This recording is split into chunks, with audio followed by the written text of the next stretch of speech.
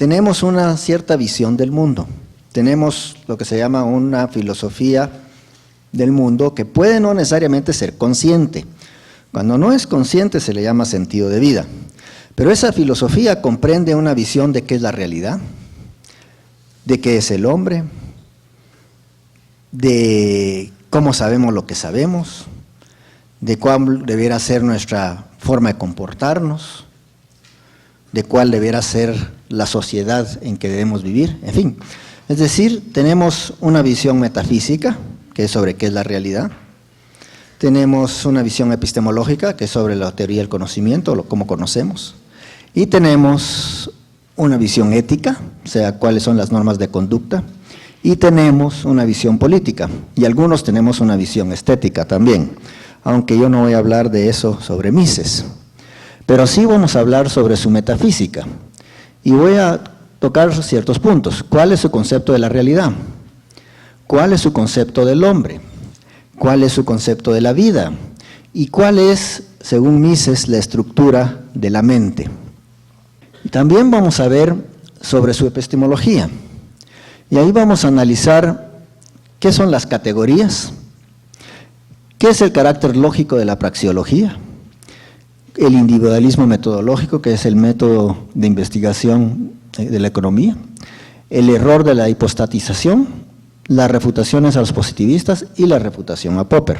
Algunos de estos temas los vamos a tocar también en la metafísica, porque se traslapan, solo que desde distinto punto de vista. Uno es el punto de vista metafísico y otro es el punto de vista epistemológico. También vamos a ver cuál es la ética del capitalismo, o sea, cuál es la ética fundamental que da sostén a las ideas liberales o capitalistas. Y les puedo adelantar que esa ética es el utilitarismo, o el otro nombre con el que se conoce es el eudaimonismo. Y naturalmente la visión política de Mises es lo que conocemos como el liberalismo. Entonces procedamos, veamos, ¿qué visión tiene Mises sobre la realidad?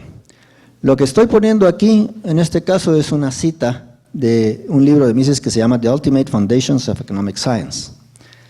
Y Mises considera que la realidad es independiente de nosotros, no es producto de nuestra mente, es absoluta,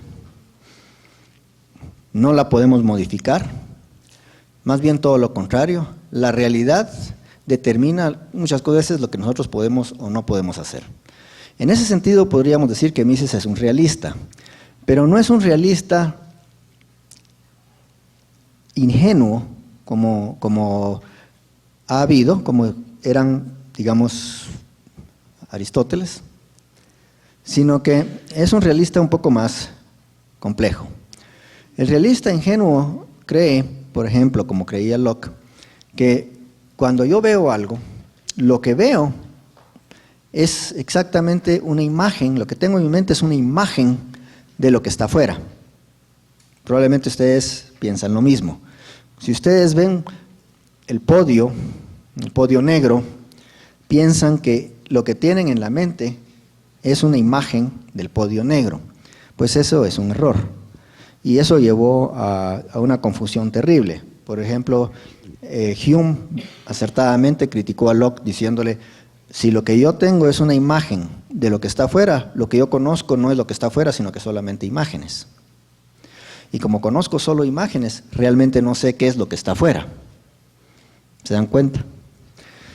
El que vino a tratar de solucionar ese problema fue Kant. Y Kant planteó que lo que sucede es que la mente no es pasiva, es decir, no tengo percepciones, que estoy nada más impregnando en mi mente algunas imágenes, sino que la mente hace algo, la mente es activa y colabora en la experiencia.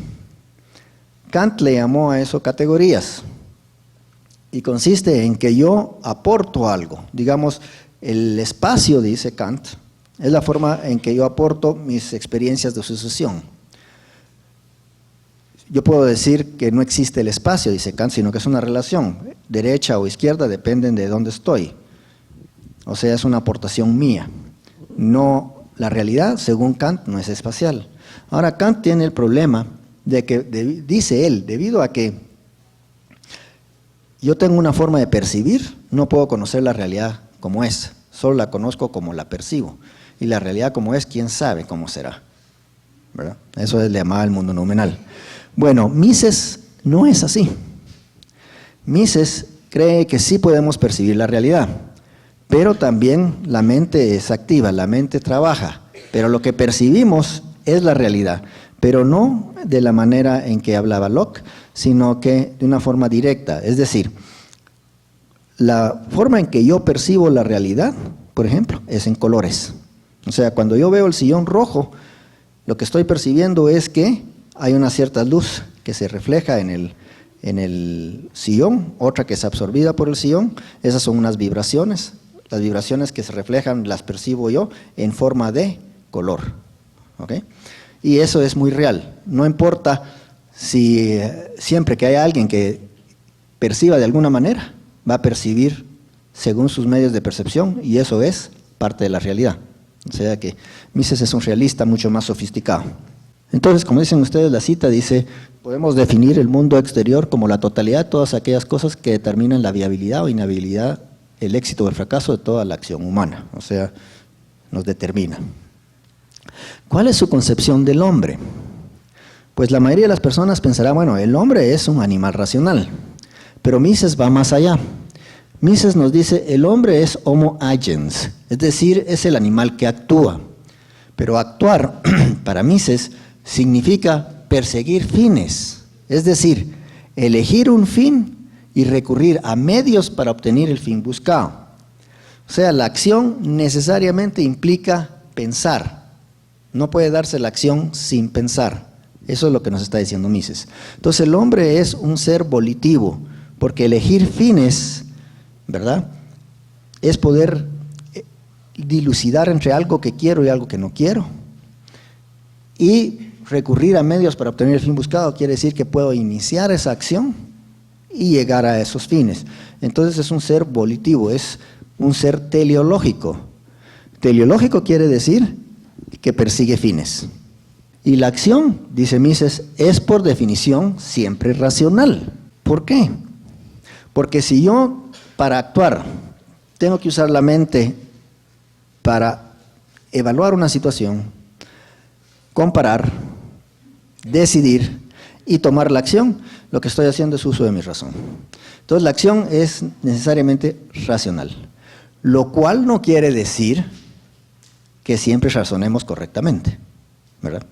O sea, eso, Mises no está diciendo eso, no está diciendo que siempre razonamos correctamente, no está diciendo que toda acción es producto de un razonamiento correcto.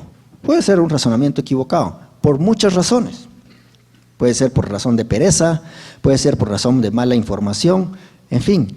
Pero la acción, por definición, siempre es racional. Y aquí tengo una cita del Epistemological Problems of Economics, donde dice, Mises, nunca se ha disputado que el hombre no siempre actúa correctamente, desde un punto de vista objetivo, ya sea por ignorancia de las relaciones causales o por un juicio erróneo de la situación dada. Porque el hombre es falible.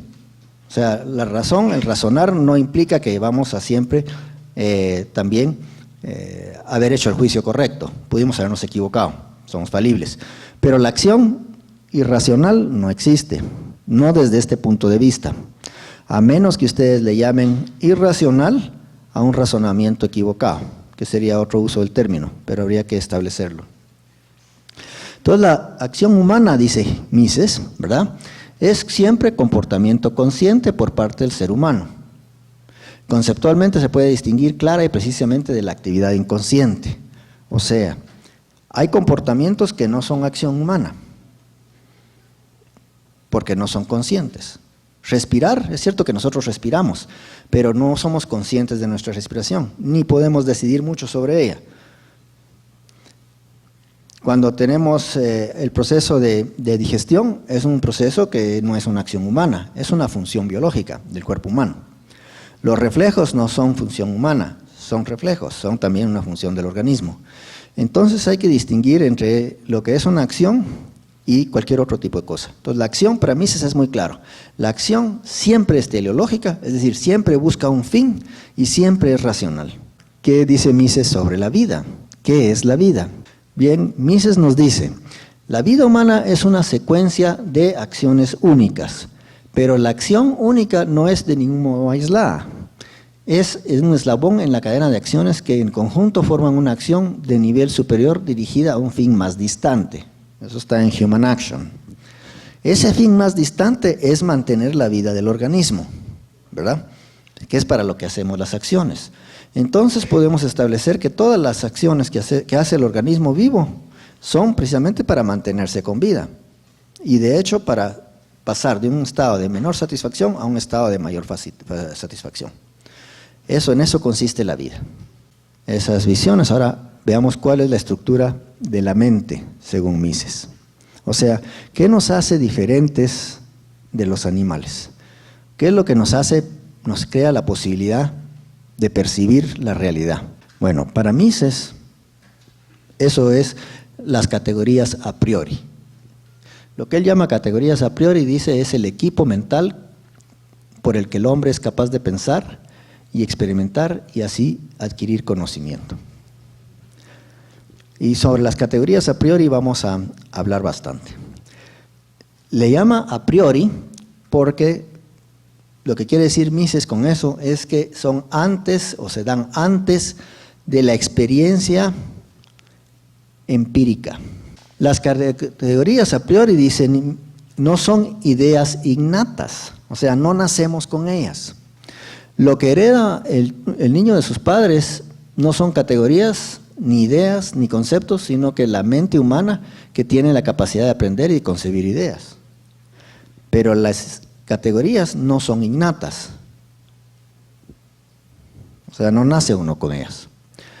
La razón, que es el rasgo que nos diferencia, es una facultad que lo que hace es integrar la evidencia de los sentidos, ¿verdad?, en percepciones primero, y después esas percepciones las integra en conceptos. O sea, crean un sistema coherente de conocimiento.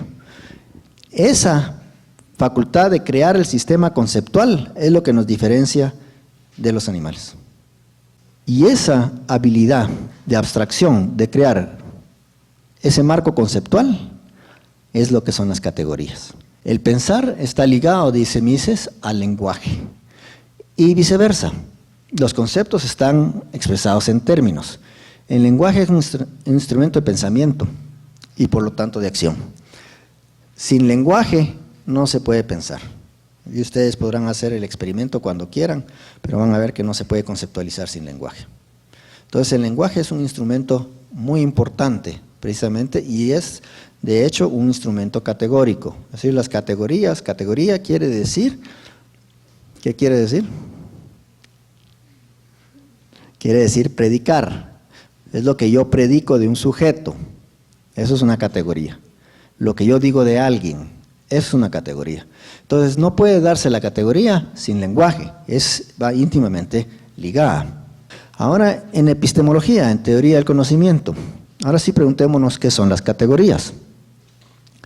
Las categorías son abstracciones de fines sin materia. Y yo sé que esto suena a chino para la mayoría, pero no para algunos. Bueno, ¿qué quiere decir esto? ¿Qué quiere decir que son abstracciones de fines sin materia? Cuando uno tiene una experiencia empírica, es decir, que está observando, que está viendo, puede uno describir esa experiencia, pero lo describe uno enumerando situaciones.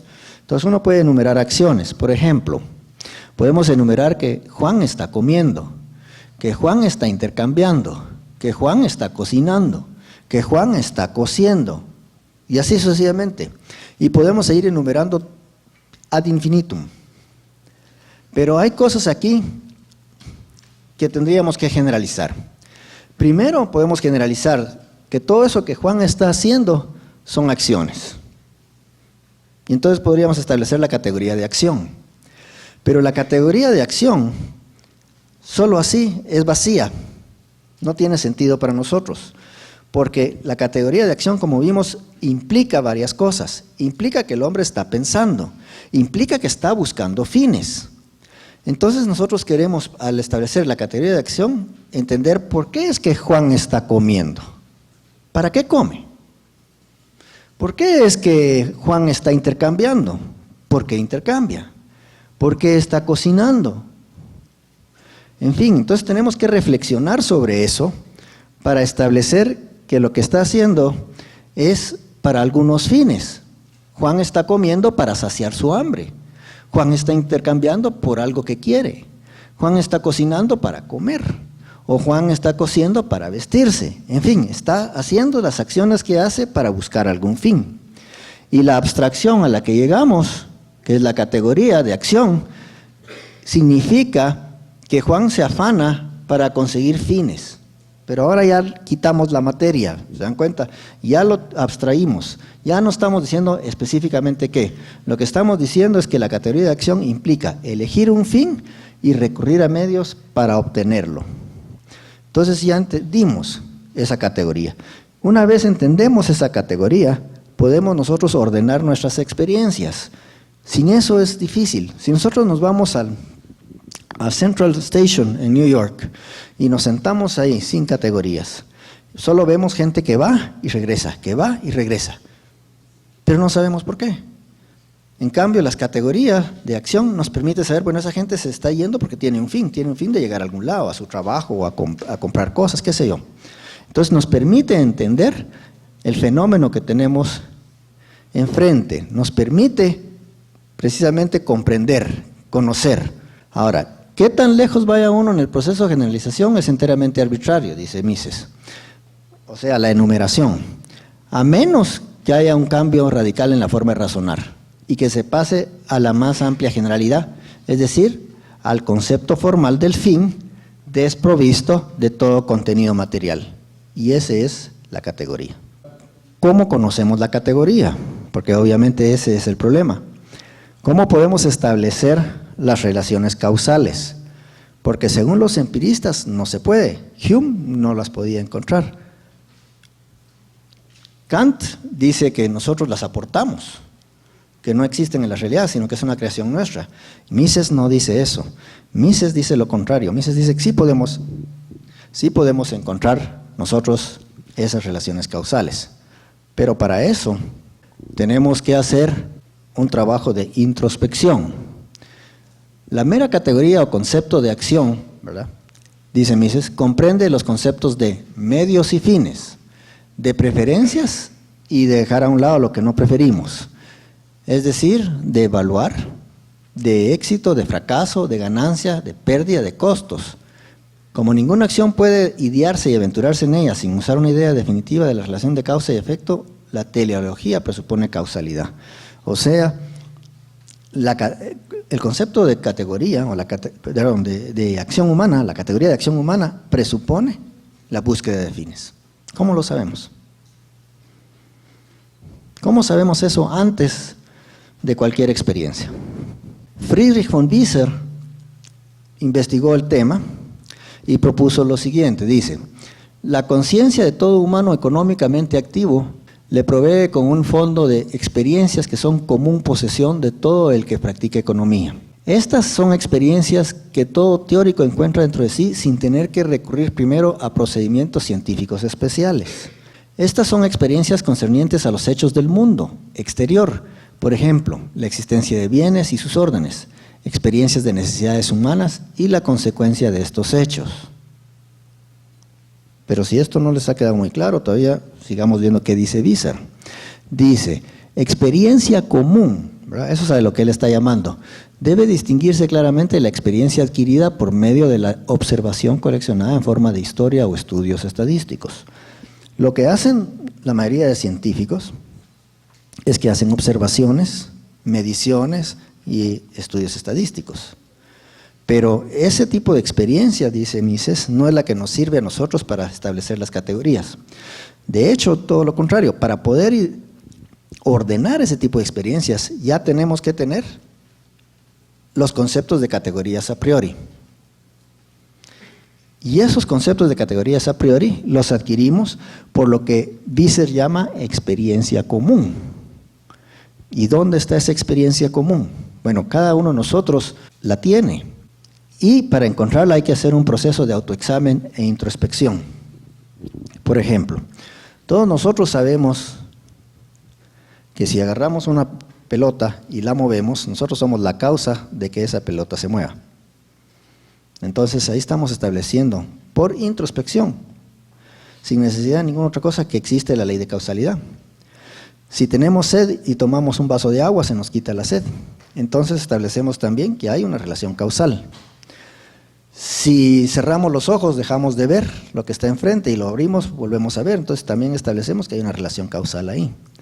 Entonces nosotros somos capaces de comprender la intencionalidad de la acción porque nosotros mismos somos agentes que actuamos y actuamos con intencionalidad. Y ese tipo de experiencia común es la que nos va a servir para entender lo que otras personas hacen. Y por eso es que Mises le llama a eso una categoría a priori, porque es independiente del tipo de experiencia empírica, procede de esa autorreflexión. Entonces dice Mises, como somos seres humanos, estamos en una posición de comprender el significado de la acción humana, es decir, el significado que el actor le da a su acción. Es esta comprensión del significado lo que nos permite formular el principio general por el cual explicamos el fenómeno de la acción. La concepción, que es lo que estamos haciendo, estamos creando conceptos, busca comprender el significado de la acción por medio del razonamiento discursivo. Es decir, hacemos una deducción de un hecho, de un hecho fáctico, de algo que podemos observar en nosotros.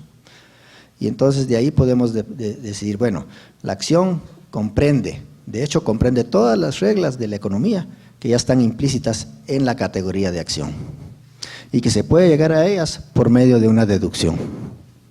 Como hombres pensantes y actuantes comprendemos el concepto de acción. Comprendiendo este concepto, comprendemos simultáneamente los conceptos cercanamente correlativos de valor, riqueza, intercambio, precio y costo.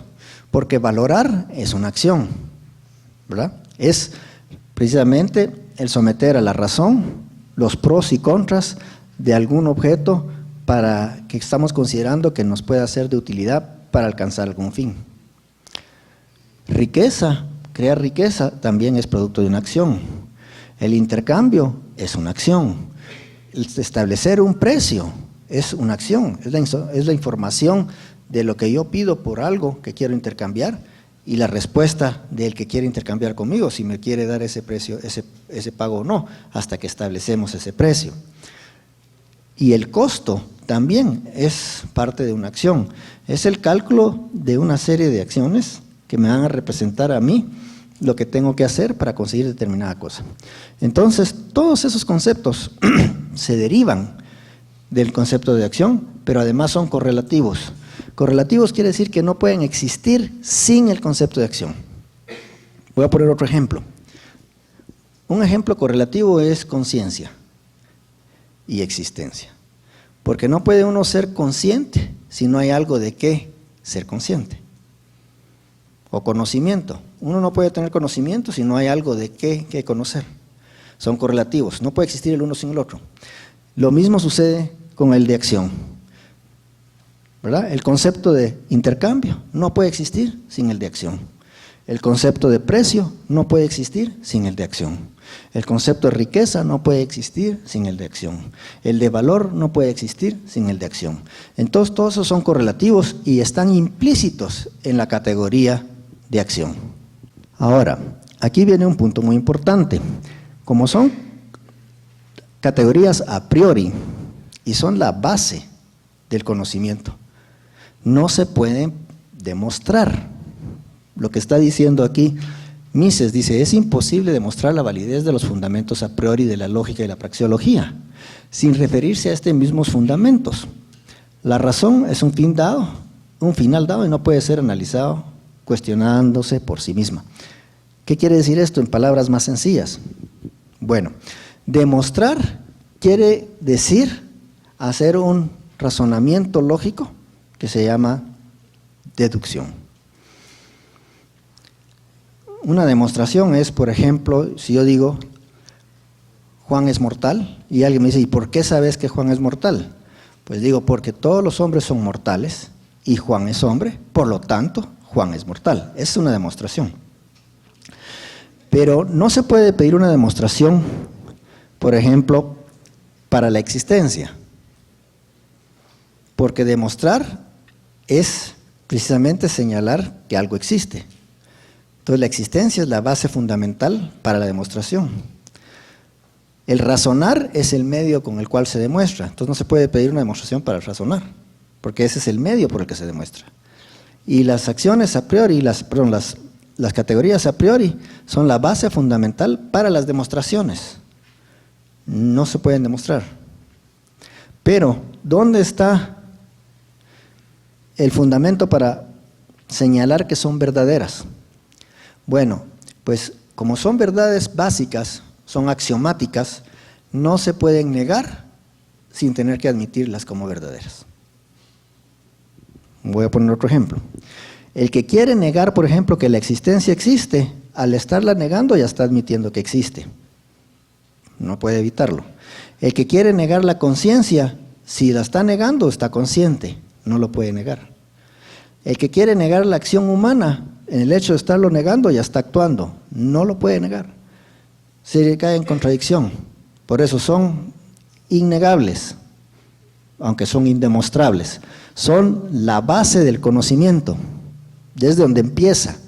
Y como es el lugar donde empieza, son antes de todo conocimiento. Y eso quiere decir a priori. El resto de cosas que se derivan de ese a priori son a posteriori. Quiere decir que se derivan de esas bases fundamentales. Ahora miremos cómo se aplica esto a la praxeología. La praxeología, dice Mises, tiene un objeto específico, que es la acción humana. Brota de las mismas fuentes que el razonamiento humano. Acción y razón son congenéricas y homogéneas. Se las puede considerar como dos aspectos diferentes de la misma cosa. La praxeología lo que estudia es al hombre, pero estudia específicamente al hombre desde el punto de vista de la acción, o sea, su mente. A diferencia de las otras ciencias, como la ciencia de la física, que estudia los objetos y que estudia las reacciones de los objetos cuando algo los afecta, la praxeología lo que está estudiando es al hombre y cuáles son los motivos de sus acciones. El punto de partida de la praxeología es esa verdad autoevidente, es la cognición de la acción, es esa categoría a priori. La cognición del hecho que hay tal cosa como apuntar conscientemente a un fin. La verdad de ese conocimiento, dice Mises, es tan autoevidente y tan indispensable para la mente humana como es la distinción entre A y no A. O sea, no se puede negar. La diferencia entre lo que hace el hombre y las demás cosas es evidente. Es un error, como hacen algunas ciencias que quieren estudiar al hombre como que si fuera un objeto físico. Son diferentes. La física puede ver qué pasa si suelto una piedra, cómo cae, puede ver y analizar y medir, pero las acciones del hombre dependen de su voluntad, dependen de su razonamiento. Mises decía, si agarro un pedazo de hierro y lo tiro en una piscina, el hierro se hunde. Si agarro un pedazo, un madero, y lo tiro al agua también, el madero flota. Pero si agarro a un hombre y lo tiro, él decide qué va a hacer, porque precisamente es un homo agens, él actúa, él decide, ¿verdad? Esa es la gran diferencia. Por eso no tiene sentido estudiar al hombre como que si fuera un objeto inanimado. Es un ser volitivo que piensa y actúa. Entonces, la economía, nos dice Mises, no es una ciencia como la física. No, señor, es una ciencia como la lógica. Es decir, es una ciencia que establece relaciones lógicas. Si hago tal cosa, la consecuencia es tal. Si emito moneda, la consecuencia es inflación. Si intervengo el mercado poniendo precios artificiales, la consecuencia es que interrumpo la información y creo escasez. Entonces, esas cosas, se puede llegar a ellos, a esas verdades, por medio del análisis lógico, partiendo de las premisas fundamentales que Mises establece como la categoría a priori de la acción. Y por eso es que es una ciencia que no requiere de elementos complicados o costosos para hacer la investigación. Lo que requiere es de una mente clara y lógica para hacer su análisis de las categorías. Ahora miremos en qué consiste el individualismo metodológico, que es precisamente el sistema que propone Mises, que es muy distinto del sistema que proponen otros humanistas que tratan de estudiar a la sociedad. La mayoría trata de estudiar la sociedad como que si la sociedad fuera una entidad y a ver qué hace la sociedad. Mises dice, no, eso es un error total. Lo que tengo que estudiar al estudiar la acción humana es al individuo, porque el individuo es quien actúa. Dice Mises, ninguna proposición razonable sobre la acción humana puede afirmarse sin referencia a lo que persiguen los individuos que actúan y a lo que consideran un éxito o un fracaso, una ganancia o una pérdida. Si estudiamos las acciones de los individuos, aprendemos todo lo que puede aprenderse sobre la acción. La sociedad, lo que es un conjunto de individuos. La sociedad no tiene existencia real.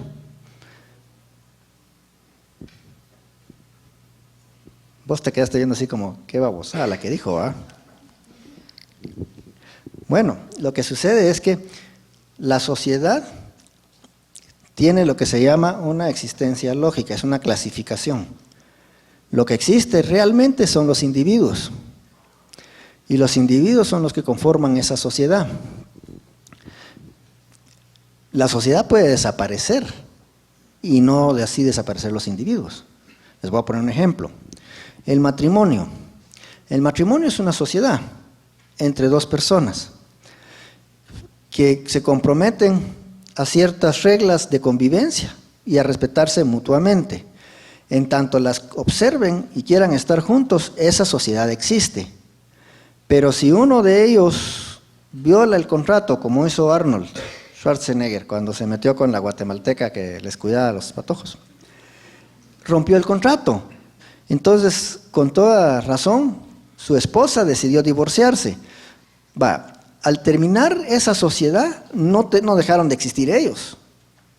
María Shriver sigue existiendo, Arnold sigue existiendo, los hijos siguen existiendo. Lo que ya no existe es esa sociedad que llamamos matrimonio. Entonces, el matrimonio no tiene existencia real, no es una cosa, sino que es un contrato, una idea, es un concepto que sirve para organizar algo, ¿ok?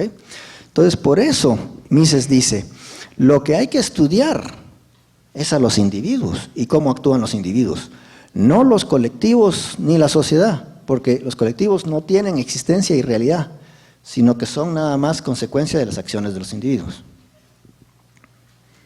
Esa es una postura fundamentalmente distinta de cualquier otros individuos que estudian a los hombres, ¿verdad? Y esto es precisamente en lo que consiste el individualismo metodológico. Estudiamos al individuo. Ahora, ¿cuál es la postura ética que Mises nos menciona y que para Mises es fundamental y que va relacionada precisamente o que se puede derivar de la acción? Si nosotros, ustedes saben por qué actúa el hombre, eso ya se los han dicho. El hombre actúa para pasar de un estado de menor satisfacción a uno de mayor satisfacción, ¿no es cierto? Podemos decir que el hombre actúa para pasar de un estado en el que no tiene tanto placer para buscar un estado en el que tenga más placer. Entonces, Mises nos dice, el ser vivo busca el placer y evita el dolor. Comportarse moralmente, dice Mises, es actuar razonablemente, y eso significa renunciar a lo menos importante para conseguir lo más importante, ¿verdad? Esto es muy básico, pero es muy importante entenderlo, porque buscar el placer solo por el placer no es razonable. Lo que se busca es la vida placentera. Y la vida placentera quiere decir que yo estoy viendo a largo plazo.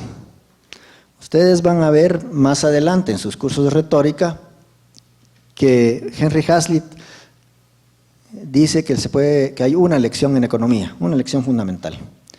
Y la lección fundamental, de una vez se las voy a soplar, es ver a largo plazo.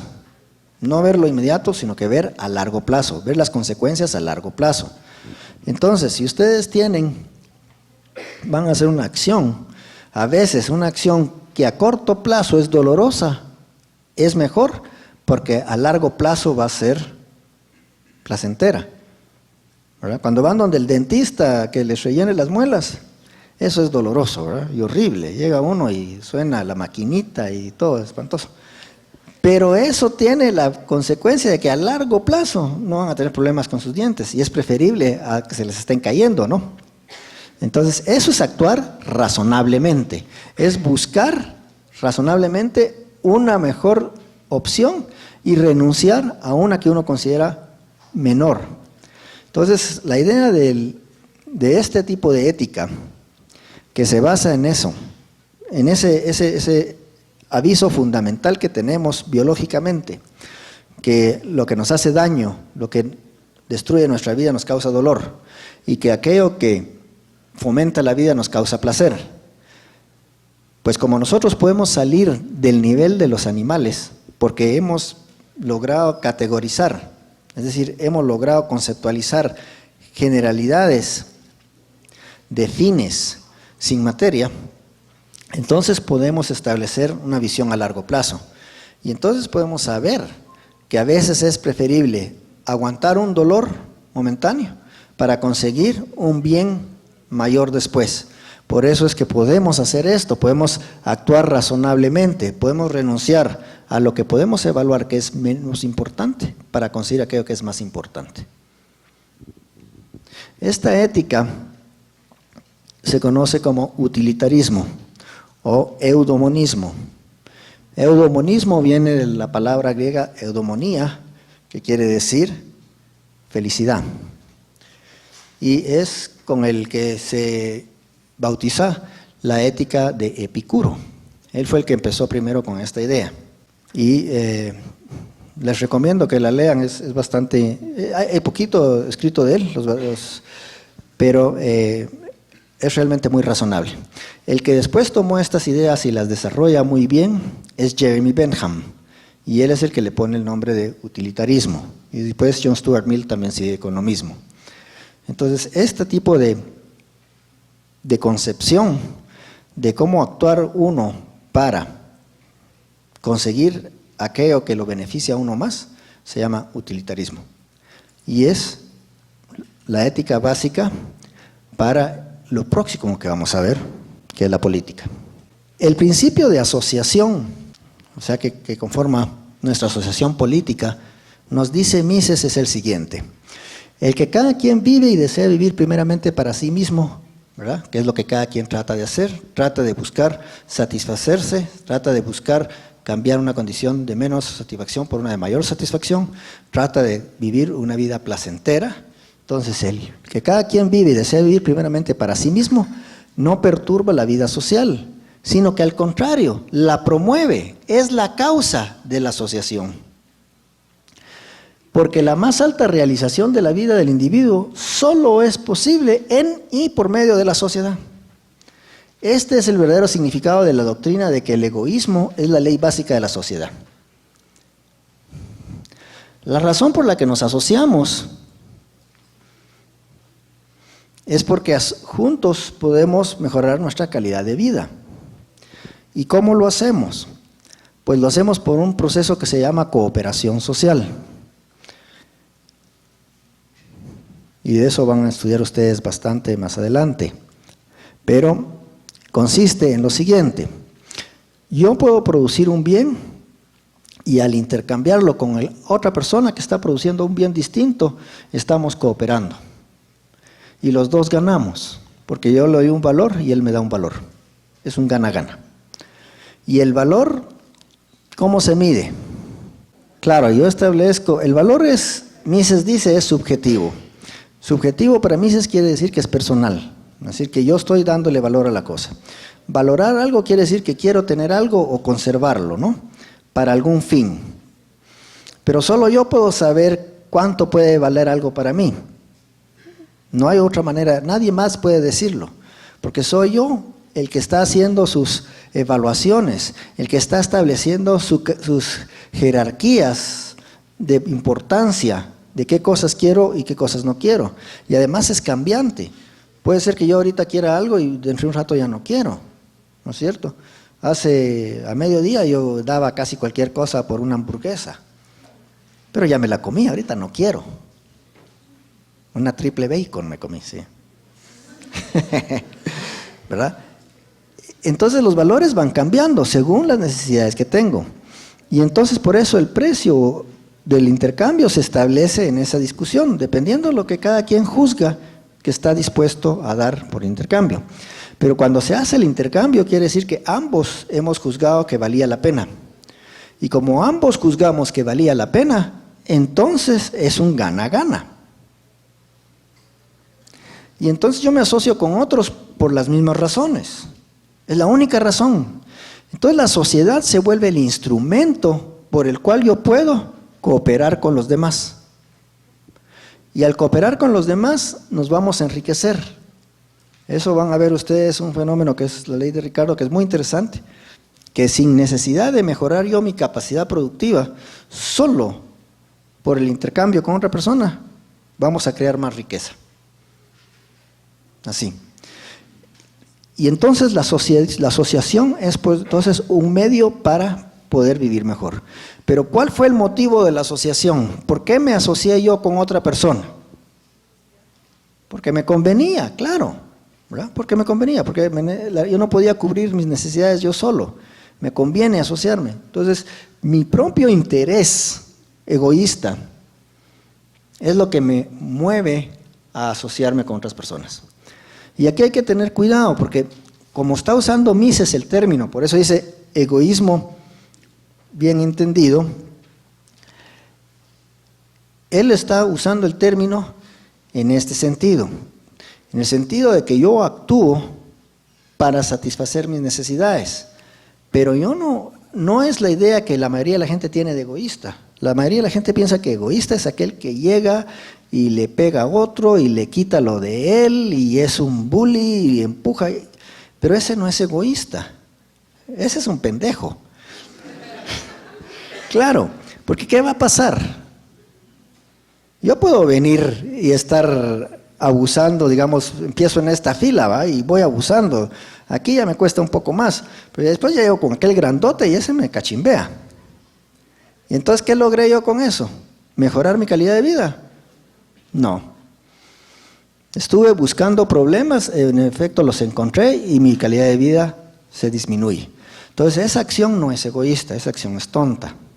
Apliquemos lo que ya sabemos de la ética para esto. Y entonces, ¿qué hacemos? Dice Mises, aquel que quiere preservar su vida y salud, tanto como se pueda, debe comprender que el respeto a la vida y salud de las otras personas sirve a su propósito mejor que el modo opuesto de conducta, ¿no es cierto? Si yo quiero vivir mejor, entonces, y que no me cachimbee el grandote que está por ahí, lo que tengo que hacer es respetarlos y que ellos me respeten a mí. Entonces, si nos asociamos en una sociedad en que nos respetamos mutuamente, eso nos va a conducir a la mejor calidad de vida posible. Y a eso llego precisamente aplicando ese concepto moral de utilitarista. Entonces, las enseñanzas de la filosofía utilitarista, dice Mises, y la economía clásica no tienen nada que ver con la doctrina del derecho natural. ¿Qué quiere decir esto? Bueno, hay algunos pensadores, entre ellos Locke, que creen que, y tienen una idea bastante bien fundamentada, pero el error está aquí, creen que nosotros tenemos derecho a la vida, por ejemplo, porque es un don divino, es natural. Ya sea que fue un regalo de Dios o porque es una ley natural, todos tenemos derecho a la vida. Lo que dicen los utilitaristas es que son babosadas. Jeremy Bentham dice, eso no es así. El concepto de derecho no es natural, sino que es un principio moral, es una condición sine qua non sin la que no se puede convivir en paz en la asociación. Cuando nos asociamos, el concepto básico que vamos a aplicar, el concepto moral básico que vamos a aplicar es el del respeto mutuo. Y el respeto mutuo es el concepto de derecho. Cuando yo no me he asociado con nadie, pues estoy vivo, o sea que tengo vida. Soy dueño de mí mismo y de lo que me apropio, o sea, lo que produzco. Cuando yo me asocio con otro, lo que quiero es, si voy a estar asociado con él, es que él no me quite lo mío. ¿Y a qué me comprometo yo? A no quitarle lo de él. No quiero que él me asesine. ¿A qué me comprometo yo? A no asesinarlo.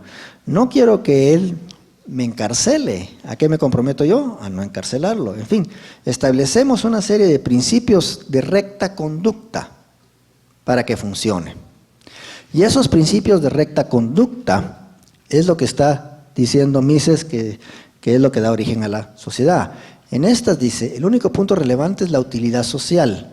Recomiendan el gobierno popular, la propiedad privada, la tolerancia y la libertad, no porque sean naturales, porque ya vimos que no son naturales, y justas, sino porque son beneficiosas. Es lo que nos permite convivir en sociedad. Porque si estamos en una sociedad y de repente empiezan a violarnos nuestro derecho, pues nos queremos salir de esa sociedad, como le pasó a Maria Shriver con Arnold Schwarzenegger, ¿no? Y entonces el propósito del gobierno, dice Mises, es nada más proteger al individuo de las violaciones de esos derechos. Todo lo que Mises propone es un gobierno limitado, en donde el propósito del Estado es precisamente la protección de los derechos de propiedad, de la vida y la libertad de las personas. Esa es su función. Cualquier otra función excede lo que el gobierno debe hacer, porque cualquier otra función ya empieza a violar ese principio moral. Cuando el gobierno le empieza a quitar a un grupo su propiedad para dárselo a otro grupo, está por la fuerza violando los derechos de uno y privilegiando a otros. Y en ese momento el gobierno ya no es legítimamente liberal. O sea, ya no tenemos una sociedad, tenemos otra cosa. Entonces nos dice Mises, la razón ha demostrado que para el hombre el medio más adecuado para mejorar su condición es la cooperación social y la división del trabajo. Y la cooperación social y división del trabajo es sinónimo de una sociedad libre, una sociedad. Así como no se puede dar no se puede dar cooperación social sin acción, no se puede dar cooperación social sin división del trabajo, no se puede dar división del trabajo sin comercio, porque son todos íntimamente ligados, ¿verdad? No tiene ningún sentido que nos dividamos el trabajo si no después vamos a intercambiar lo que estamos produciendo. Entonces, no se puede dar sociedad y mejorar calidad de vida sin esto. Y el liberalismo nos dice, no sostiene que los hombres actúen siempre racionalmente, ¿es cierto? Sino simplemente que deberían siempre hacerlo en su propio interés, bien entendido. Aquí Mises está usando la palabra racional en que no está razonando correctamente, ¿verdad? Eso en ese sentido, no en el sentido anterior. O sea, la acción siempre es racional, pero recuérdense, no necesariamente vamos a razonar correctamente, podemos razonar incorrectamente. Entonces lo que está diciendo Mises es que el liberalismo lo que le está sugiriendo a la gente es que razonen correctamente, porque es en su mejor interés. Cuando empiezan a hacer otro tipo de cosas que van en contra de las ideas o lo que ha descubierto la economía, están actuando en contra de su mejor interés, no están razonando correctamente, porque las leyes que descubre la economía son leyes tan verdaderas y tan fundamentales como las leyes que descubre la física. Y a nadie se le ocurre pensar que es razonable subirse al 7º piso del edificio y tirarse para planear y llegar más rápido al parqueo, ¿verdad? Todos dirán que bruto, se mató, se aplastó. Claro, porque actuó sin razonar correctamente. Y sin embargo, ahí tenemos a Obama, que cree que para sacar al país del lío en que está, hay que falsificar más dinero y meterlo ahí. Eso es irracional, por eso es que no salen, por eso es que se están enredando más. O los griegos, o todo lo que ustedes están viendo que está pasando en Europa. Nos dice Mises, ahora se ha aprendido que en el ámbito social también opera algo que la fuerza y el poder, o sea, el Estado, no pueden alterar, son esas leyes económicas, y a lo que deben ajustarse si esperan ser exitosos, precisamente en la misma manera que tienen que tomar en cuenta las leyes de la naturaleza. Es decir, cuando un gobierno trata de violar las leyes económicas, las consecuencias son fatales. Y las ideologías que Mises critica, como las ideologías del socialismo, donde no se puede hacer cálculo económico y que violan las leyes de la economía, llevan a las poblaciones a situaciones críticas, a crisis económica. Entonces, la idea de la praxeología, la idea de la economía, es descubrir estas relaciones lógicas que nos permiten actuar moralmente, que nos permiten actuar de manera que consigamos nuestro mejor interés. El darse cuenta de esto, dice Mises, ha sido enormemente significativo para las acciones de los hombres. Ha llevado al programa y políticas del liberalismo y por lo tanto liberado poderes humanos que, bajo el capitalismo, ha transformado al mundo. Y esto es lo que realmente pasó. Cuando los hombres descubrieron estas leyes y empezaron a abrir más los mercados y a ser más libres, empezaron a crear mucho más riqueza. Y lo que nosotros tenemos ahora se les debe en gran parte a ellos, ¿verdad? Antes de eso no. Piensen ustedes que la humanidad vivió por 18 siglos en una pobreza tremenda, sin que variara mayor cosa. Y a partir que descubren estas leyes y crean el liberalismo, se crea una riqueza exponencial. Pero como esto es parte de la acción humana, como es voluntario, como es acción pensada, también puede revertirse. Si el hombre decide ya no actuar razonablemente, podemos retroceder.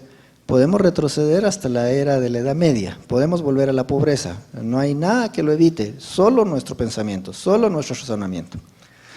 De ahí la importancia, que dice Mises, que el liberalismo propone que actuemos racionalmente.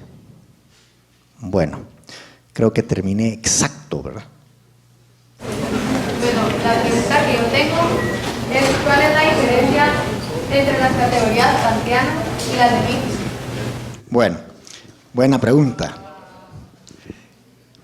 Kant, cuando establece sus categorías, bueno, voy a empezar primero. Aristóteles, cuando establece las categorías, lo que dice es que las categorías es lo que podemos predicar de un sujeto.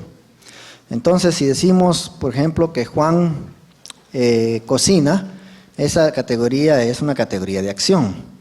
Si decimos que Juan está sentado, es una categoría de situación. Si decimos que Juan está enfermo, es una categoría de pasión. ¿Qué padece Juan? Si decimos Juan es más alto que María, es una categoría de relación.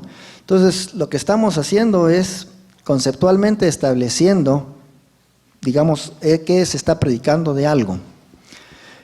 Kant, cuando quiso corregir el error de Hume, supuso que nosotros lo que hacíamos era aportar a la experiencia, y lo que aportábamos a la experiencia eran esos conceptos categóricos, esas categorías, que nos permitía comprender el mundo en base a ese conocimiento.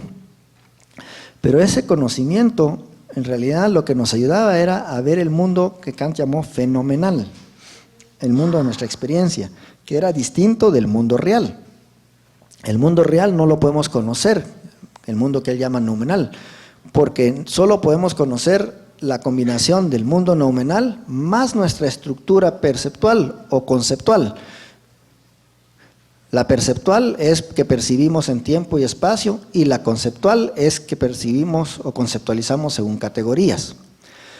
Entonces, si bien es cierto que Kant concibe la idea de que las categorías son una estructura mental que nos permite comprender el conocimiento, la diferencia con Mises es que Mises considera que sí conocemos la realidad, que la categoría no es independiente de cualquier tipo de experiencia, sino que solo de la experiencia empírica, pero no de la experiencia común. No es independiente de nuestra propia autorreflexión, de nuestra introspección, y que es precisamente por nuestra introspección y lo que vemos que nosotros podemos comprender las categorías. Entonces, la diferencia es que, en cierto sentido, Mises es más un avance de la categoría aristotélica que de la kantiana. Sí, buenas noches, Warren. Con una pregunta acerca de esa experiencia universal o esa experiencia común. ¿Puede haber algún tipo de patología o de neurología que le impida a una persona como darse cuenta de esa experiencia y en tal caso de que no pueda tener esa experiencia común, se le incapacitaría para tener la razón y para actuar como humano? Sí, claro. Es decir, si uno no tiene capacidad de reflexionar, no puede entender qué es lo que está pasando. ¿Me explico? Es decir, si pudiera ver, pero no puede reflexionar, lo que él va a ver es, por ejemplo, gente que se levanta, gente que está aquí, gente que se mueve. De hecho, cuando uno es un infante, está más o menos en esa etapa. El niño, el pequeño, no comprende por qué la gente se mueve, por qué hacen muchas cosas. Es un proceso en su desarrollo, cuando empieza por introspección a darse cuenta que, bueno, alguien está haciendo algo porque quiere conseguir tal cosa, ¿verdad?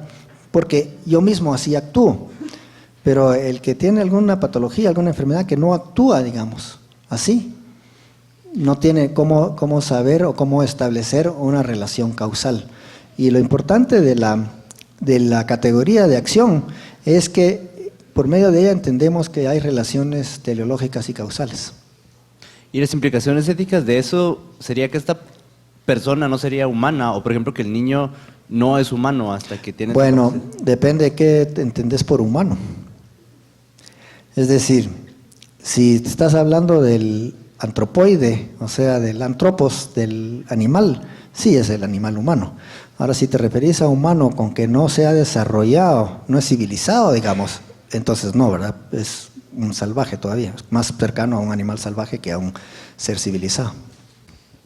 Quería saber cuál fue la refutación a Popper. Popper hace lo que Popper plantea es que una teoría, una hipótesis solo es científica si es falseable. La razón por la que Popper hace esto es para distinguir las teorías o hipótesis científicas de los dogmas. Por ejemplo, el dogma marxista era un dogma porque se le podía demostrar que estaba errado y siempre salían con alguna cosa, ¿verdad? Diciendo, no, es que lo que pasa es que usted está pensando con una lógica burguesa, pero tendría que pensar con una lógica proletaria para entender esto, por ejemplo, ¿verdad? Entonces, esas situaciones de esquivar y para nunca que se pueda demostrar que hay un error ahí, Popper decía, eso no es ciencia. Aunque los marxistas digan que es científico, eso no es ciencia, eso es místico, eso es como una religión que no admite crítica. Entonces Popper dice, la prueba de que algo es científico es que sea falseable. El problema que tiene eso es que no es confirmable, ¿verdad? Es decir, la validez de una teoría no se da por confirmación, porque entonces ya sería una verdad que no es falseable. Y la verdad del a priori, de la acción, no es falseable. Esa es una verdad absoluta. No se puede negar. Entonces Mises alega que lo que está diciendo Popper no tiene sentido, porque hay ciencias que el conocimiento se basa precisamente en la confirmación, no en la falseabilidad, y que la prueba de que esas confirmaciones son verdaderas es que los puentes no se caen, que los edificios no se caen, digamos que ustedes tienen celulares que funcionan, que el láser funciona, o sea que todos esos conocimientos que se han adquirido se pueden llevar a la acción práctica y funcionan, y que el criterio de verdad es que funcionan. Entonces de esa manera lo contradice. ¿Y qué quiere decir que no hay que hipotetizar? Lo que quiere decir Mises con eso, de hipotetización, es que la sociedad, por ejemplo, no existe, no es una cosa real. Si hablamos en lógica, cuando se habla de la sociedad lo que supone es una clasificación. Eso se llama una suposición lógica. Mientras que si fuera lo que supone son entidades reales, se llamaría suposición real. Entonces la sociedad supone una clasificación lógica. Entonces solo las cosas reales piensan el individuo. Solo las cosas reales sienten el individuo.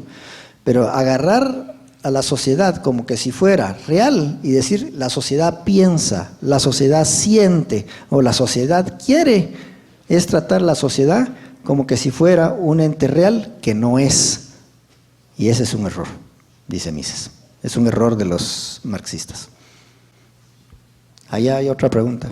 ¿Eso se aplica para el mercado también? Claro, porque el mercado no es una cosa, es un proceso. Es un proceso en el que las personas están intercambiando. Eso es a lo que llamamos mercado. No se puede hablar del mercado, que el mercado piensa, el mercado siente, el mercado no.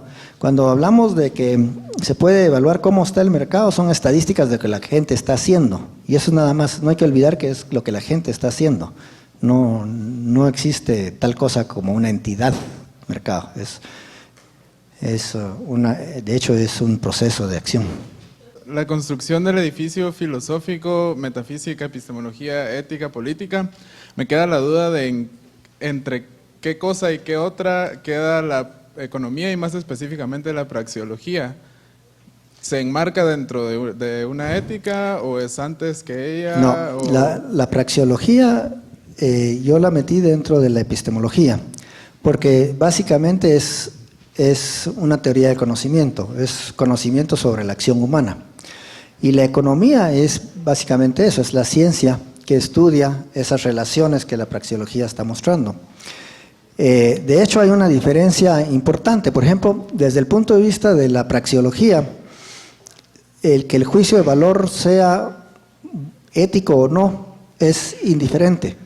Es decir, como yo estoy estudiando que el hombre actúa según sus valores, no me importa si el valor que está emitiendo, su juicio de valor es beneficioso para él o no, ¿verdad? Solo estoy viendo que el hombre actúa según sus juicios de valor.